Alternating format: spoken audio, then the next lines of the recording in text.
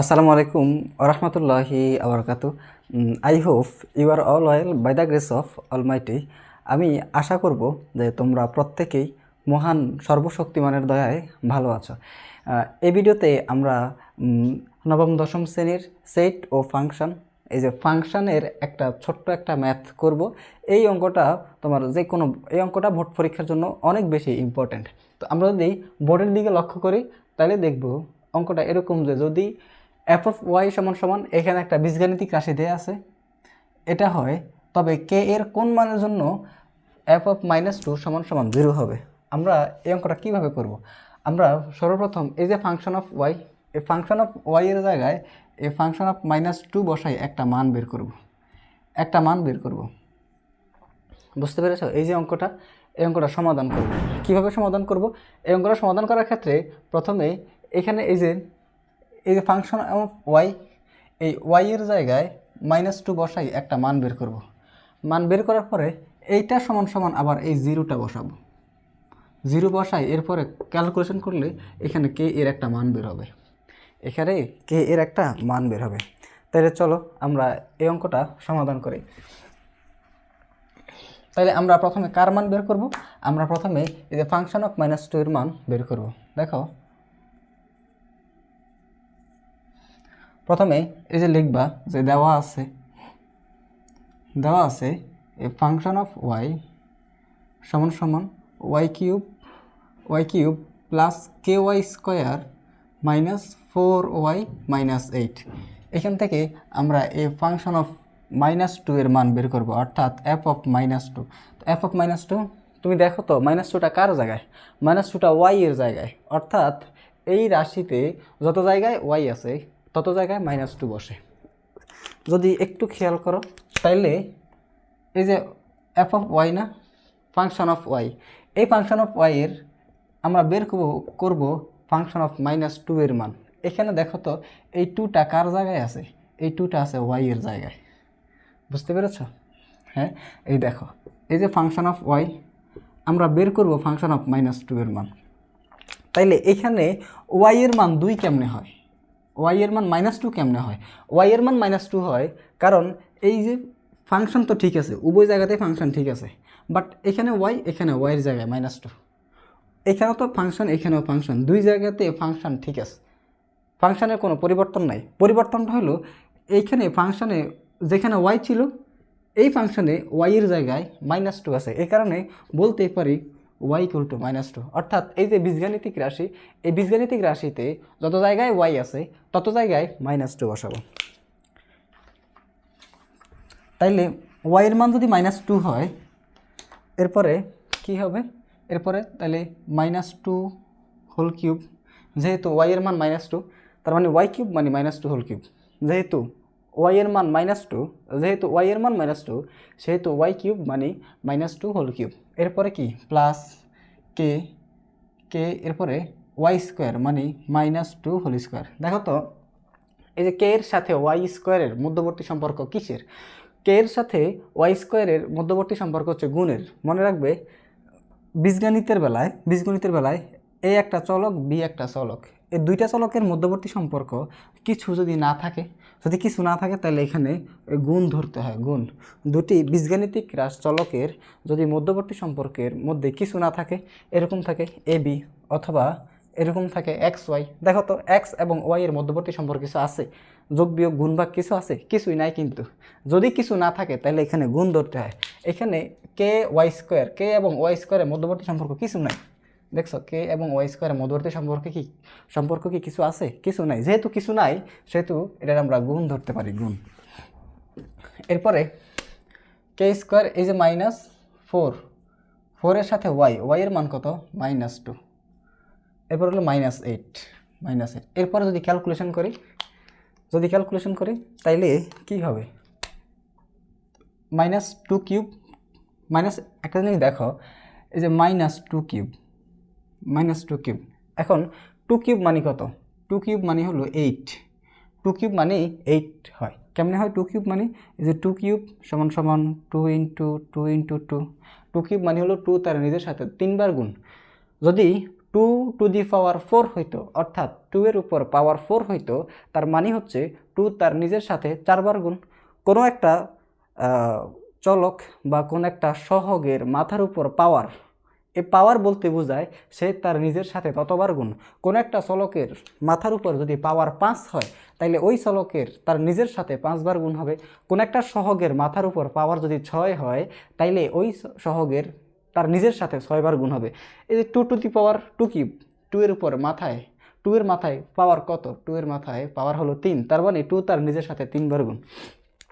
এরপরে যে মাইনাস আছে না, মাইনাস মাইনাস, এখন এই জায়গাতে একটা শর্টকাট মনে রাখবা যে ঋণাত্মক সংখ্যার ঋণাত্মক চিহ্ন বিশিষ্ট কোনো কিছু, ঋণাত্মক কোনো সংখ্যা, ঋণাত্মক কোনো চলক, যাই বলো না কেন, ঋণাত্মক কোনো কিছুর মাথার উপর পাওয়ার যদি জোর হয়, ঋণাত্মক কোনো কিছুর মাথার উপর পাওয়ার যদি জোর হয়, এই যে দেখো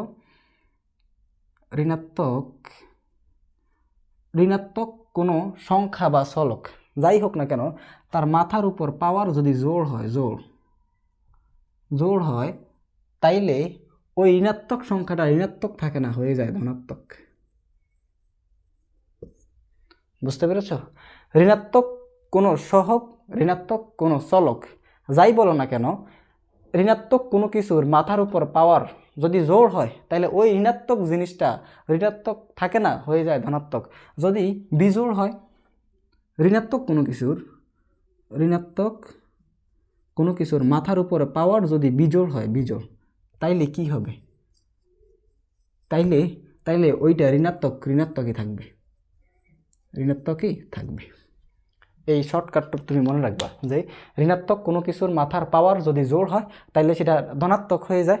আবার ঋণাত্মক কোনো কিছুর মাথার পাওয়ার যদি বিজোড় হয়, তাইলে সেটা ঋণাত্মকই থাকে। যেমন দেখো তো, এখানে -2 কিউব, -2 এটা একটা ঋণাত্মক সংখ্যা এবং তার উপর যে পাওয়ার আছে সেই পাওয়ারটা বিজোড়, তার মানে এই যে সংখ্যাটা আসবে এটাও মাইনাসের আসবে। যদি এরকম হইতো যে -a টু দি পাওয়ার 4, যদি এরকম হইতো -a টু দি পাওয়ার 4, তাইলে এই যে ঋণাত্মক এইটা এখানে জোড় পাওয়ার থাকার কারণে এটা +a টু দি পাওয়ার 4 হয়ে যাবে। বুঝতে পেরেছ? যদি এরকম হইতো যে -a টু দি পাওয়ার 5, এখন বলো তো ঋণাত্মক কোনো কিছু, ঋণাত্মক চলক, তার মাথার পাওয়ার বিজোড়, তো ঋণাত্মক মাথায় পাওয়ার বিজোড় হইলে ওইটা ঋণাত্মকে থাকে, তার মানে এটা হবে -a টু দি পাওয়ার 5। এই যে মাইনাসের কোনো পরিবর্তন হয় নাই। যদি ঠিকই এখানে 5-এর বদলে পাওয়ার 5-এর বদলে যদি পাওয়ার 6 হইতো, তাইলে বলো তো 6 জোড় না বিজোড়? অবভিয়াসলি 6 একটা জোড় সংখ্যা। 6 যদি জোড় সংখ্যা হয়, তাহলে এটা মাইনাস থেকে প্লাস হয়ে যেত, আর এখানে 6 হইতো। এই যে ঋণাত্মক কোনো কিছুর উপর পাওয়ার যদি জোড় হয়, তাহলে সেটা ঋণাত্মক থাকে না, সেটা হয়ে যায় ধনাত্মক সংখ্যা। যাক, অনেক দূরে গেলাম। এগুলো হলো বেসিক, বুঝতে পেরেছ? এগুলোই হলো বেসিক। তাহলে এখানে -2 কিউব, আচ্ছা -2 কিউব মানে কত? -2 কিউব তো কত হবে? -8। তাহলে এটা কি হবে? -8 প্লাস কে। তুমি দেখো তো এই যে এই জিনিসটা কি আছে, -2 স্কোয়ার। আচ্ছা, 2 স্কোয়ার মানে কত? 2 স্কোয়ার মানে হলো 2 তার নিজের সাথে 2 বার গুণ, 2 × 2 আলটিমেটলি 4 না, 4 লিখলাম। এবং দেখো তো 2 একটা ঋণাত্মক সংখ্যা, -2 একটা ঋণাত্মক সংখ্যা, -2 একটা ঋণাত্মক সংখ্যা। এখন -2 এর মাথার উপর পাওয়ারটা আবার 2 আছে, তাহলে এটা কি পাওয়ার? কি জোড়, তার মানে এটা +4 হয়ে যাবে, তাইলে কি হবে? এটা হবে × 4। এবার এই মাইনাস আর এই মাইনাসে গুণ হবে, মাইনাসে প্লাস, 4 আর 2 8, এই -8। বুঝতে পেরেছ? এবার তুমি দেখো তো এই 8 আর এই 8 কাটা যায়, থাকে কত? -8 প্লাস 4k। হ্যাঁ, এরকম থাকে না? এই যে -8 প্লাস কে আর 4 গুণ দিলে হয় 4k। এটা কার মান জানো নি? এটা অ্যাকচুয়ালি এই যে ফাংশন অফ -2 এর মান, f(-2) এর মান এটা। এখন প্রশ্নে বলা আছে f(-t) = 0। প্রশ্নের মধ্যে বলা আছে f(-t) = 0, তাহলে এখান থেকে লিখতে পারি অতএব f(-2) = 0। এখান থেকে লিখতে পারো, তুমি লিখতে পারো চাইলে যে প্রশ্ন মতে বা শর্ত মতে, কথা লিখতে পারো। শর্ত মতে বা প্রশ্ন মতে এফ অফ মাইনাস টু মানে ফাংশন অফ মাইনাস টু সমান সমান 0। তো এখন ফাংশন অফ মাইনাস টু এর মান কত? এই যে ফাংশন অফ মাইনাস টু এর মান হচ্ছে এইটা। ফাংশন অফ মাইনাস টু এর মান হচ্ছে -8 + 4k। তুমি লিখতে পারো -8 + 4k সমান সমান 0। এরপরে কী করবা? এরপরে সাধারণভাবে সরল করবা। তুমি এই যে -8টা ওপাশে পাঠাই দিবা। ওপাশে পাঠাই গেলে কি হয়? এটা ছিল মাইনাসের, হয়ে যাবে প্লাস, +8 +8।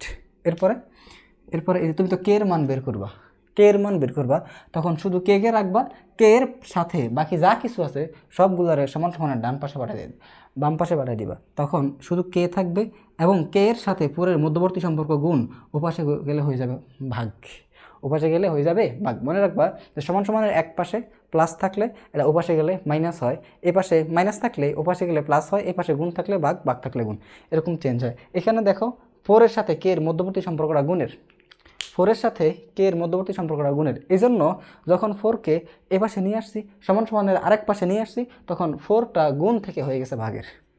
এরপরে কি হয়? এই মাইনাস তখন কি হয়? তখন কি হয়? এই যে 8 নিচে হইল 4, এরপরে 4 আর 8 কাটাকাটি করলে কত হয়? 2 হয়, 2। 4 আর 8 কাটাকাটি করলে 2 হয়, অ্যান্ড দিস ইজ অ্যান্সার। বুঝতে পেরেছ? এই যে প্রশ্ন ছিল যে কে এর কোন মানের জন্য ফাংশন অফ 2 এর মান 0 হবে, কে এর কোন মানের জন্য, কে এর মান যখন 2 হবে, কে এর মান যখন 2 হবে ফাংশন অফ -2 এর মান 0 হবে। তুমি লিখবা এভাবে যে কে = 2 হলে, কে এর মান 2 হলে, কে এর মান 2 হলে f of -2 is equal 0, and this is এখানে অ্যাকচুয়ালি অ্যান্সারটা এখানে না। বুঝতে পেরেছ? এই ছিল আজকের এই অঙ্কটা অনেক খুবই ইম্পর্টেন্ট, কিন্তু এই অঙ্কটা প্রশ্নে আসে বা বোর্ড পরীক্ষাও আসে। এই অঙ্কটা ভালো করে পড়বা। তোমাদের যদি একটা SW দিই, কি বলো, যদি একটা SW দিই তাইলে কেমন হয় দেখো তো। আচ্ছা, এটাই থাকুক প্রশ্ন, এটাই থাকুক, তোমাদের SWটা কি হবে দেখো। SWটা তুমি লিখবা যে ফাংশন অফ -3 = 0। ফাংশন অফ -3 = 0 এটা দিয়ে করবা, মানে কে এর কোন মানের জন্য f of -3 = 0, এটা হবে তোমার SW। বুঝতে পেরেছ? তো কেমনে করবা? প্রথমে এই যে ফাংশন অফ y থেকে এই মান, এই ফাংশন অফ এই জায়গাতে ফাংশন অফ -3 মান বের করবা, -3 একটা মান বের হবে। এরপরে f of -3 = 0 লিখে এই মানটাকে ইনপুট দিলে, তখন আরও এক ধাপ ক্যালকুলেশন করলে আলটিমেটলি একটা কে এর মান পাবা, যার কারণে -3 = 0, মানে f of -3 = 0। আই হোপ এতটুকু বোঝার কথা। বুঝতে পেরেছ আশা করছি। এই অঙ্কগুলো অনেক বেশি প্র্যাকটিসের বিষয়। একটা জিনিস চিন্তা করো যে অনেকেই বলে যে ভাইয়া এই অঙ্কগুলো মনে থাকে না, বা যখন খাতা থাকে সামনে তখন অঙ্কগুলো পারি, যখন খাতা বন্ধ করে ফেলি তখন করতে গেলে আর পারি না। এক্ষেত্রে তুমি একটা জিনিস চিন্তা করো তো, তুমি যখন ইংরেজিতে একটা প্যারাগ্রাফ শিখো, তুমি যখন ইংরেজিতে যাই কিছু শিখো না কেন, একটা মুখস্থ বিদ্যা কোনো কিছু শিখো, যেভাবেই শিখো না কেন, বুঝে শিখো, যেভাবেই শিখো না কেন, তুমি এটা কি তুমি একটা প্যারাগ্রাফ কি একবার পড়লে তোমার মনে থাকি যায়? অথবা একটা স্টোরি অথবা একটা ডায়ালগ তুমি যদি একবার পড়ো বা 2বার পড়ো, তাহলে কি তোমার মনে থাকি যাবে? কখনোই মনে থাকে না। হ্যাঁ, তো তাইলে তুমি একটা অঙ্ক একবার করে কিভাবে চিন্তা করতে পারো যে অঙ্কটা তুমি পারি যাবে? হ্যাঁ, একটা প্যারাগ্রাফ, একটা একটা ডায়ালগ, এগুলো 4-5বার পড়তে হয়, লিখতে হয়। তাইলে এই অঙ্কগুলো যদি তুমি বেশি বেশি প্র্যাকটিস করো, 4-5বার করে করো, এরপরে নিজে নিজে চলকের পরিবর্তন করবা, নিজে নিজে পাওয়ারের পরিবর্তন করবা, সংখ্যার পরিবর্তন করে করে প্র্যাকটিস করবা, তাইলে না পারবা। পড়াশোনা হচ্ছে রিসার্চের জিনিস। টেবিলের উপরে খাতা কলম নিয়ে বসতে হয়, চিন্তা করতে হয়, যদি এরকম হয় তাহলে রেজাল্টটা কী আসবে, যদি ওরকম হয় তাহলে রেজাল্টটা কী আসবে। পড়াশোনাটা একটু চিন্তা ভাবনার জিনিস, ঠিক আছে? পড়াশোনাটা শক্তি দিয়ে অর্জন করা যায় না। বুঝতে পেরেছ? তো ভালো করে পড়াশোনা করবে। এই পর্যন্ত, আল্লাহ হাফিজ।